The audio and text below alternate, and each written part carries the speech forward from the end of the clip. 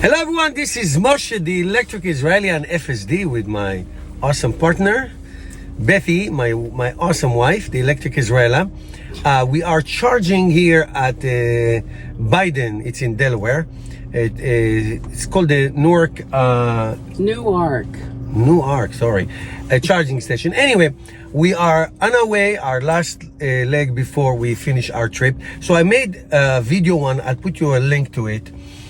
This concludes our annual trip to Florida every Christmas time, New Year time. By the way, Happy New Year. Today is the 30th. Happy New Year. Happy Hanukkah to my Jewish followers. So this is our annual trip. We've been going to Florida for over 20 years, but we've been driving to Florida for about 14, 15 years. And since 2018, we've been driving in Tesla cars. So let me give you the dry numbers. So we're going to focus on three things in this video: on supercharging, on range, actually range, then supercharging, then FSD, which Bethy is going to give you her perspective.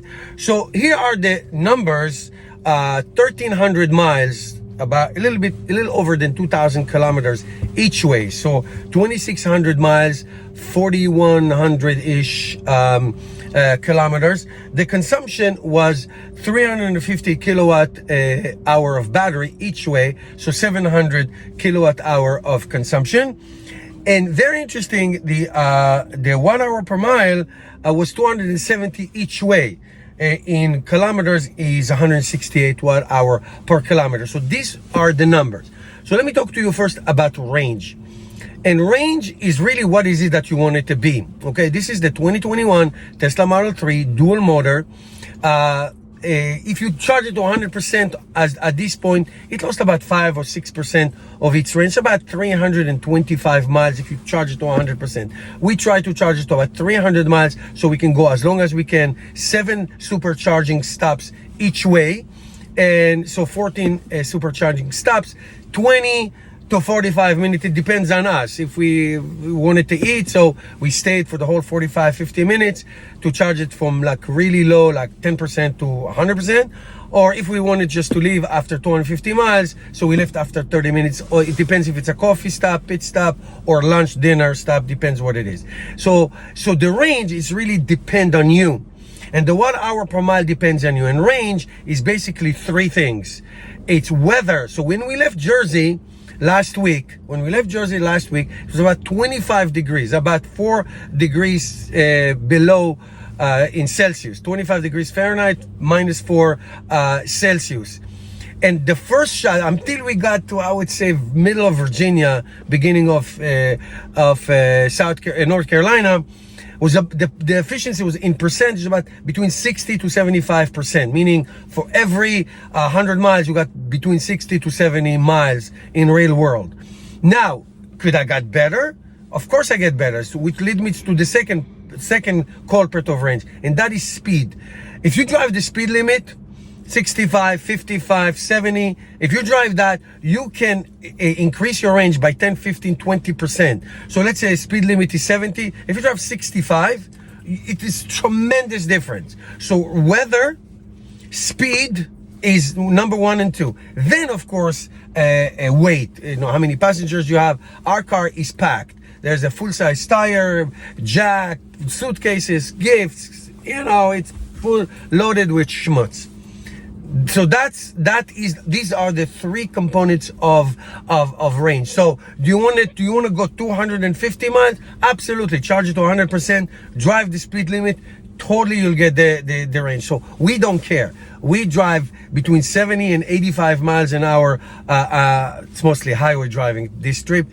We really don't care. We have I would say bladder range anxiety. 2.5 hours, we need to go to the bathroom. That's how we do it.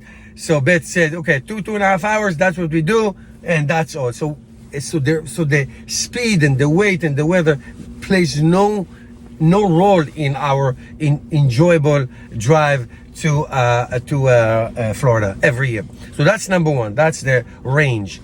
Number 2 is the supercharging. Here's a map I'm showing you. I took a film before. When we start driving the Tesla cars, in 2018, range anxiety was a real thing. Give you one example. There were between Santee, South Carolina, to Kingsland in the beginning of the end of depends which direction of the end of Virginia, Georgia. Like I said, Georgia, there was no supercharger, and in Christmas time, my sons and I, she was already waiting for us in Florida. My son had to wait an hour online just to charge. Now there are million chargers, and not only not every supercharger is created equal. There are now stations. We stopped in two. One in Halifax, North Carolina, 60 chargers, 60 stalls. One this morning in Dillon, South Carolina, with 40 stalls. Now, the one in Halifax has the V4 stalls with the long cable, which doesn't matter which direction you come, it can charge the Tesla cars, obviously in reverse. We saw a Ford F-150 this morning blocking a charger, taking 2 for 1. We saw Mustangs. Those chargers, which are going to take over, cancel all the issue of cars, non-Tesla cars that now can charge. So if you're a non-Tesla owner of EV, go for it. You can charge in every single supercharger. You need an adapter. Next year, you're not going to need to because they're going to have the NACS system. It's amazing. Now, one thing about supercharger that makes us very, very upset. This trip on the way back, not on the way down, it's the first time since 2018 that we had actually to pay for supercharging. Okay, I just had to discharge the car and get on the way, since now we're paying for supercharging. Terrible. Anyway, so since 2018, because of you, the amazing followers, I never had to pay for supercharging because I had all these referral programs and I got all these points and this and that. The only thing that pissed me off really, and a lot of Tesla owners, is the whole thing that the points were canceled, like expired.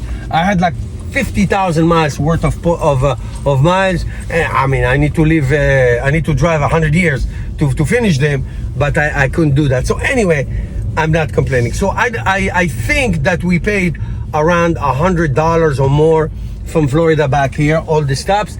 I will do a calculation and I'll make a separate video about it. So range is what I explained. Supercharging, there is no range anxiety.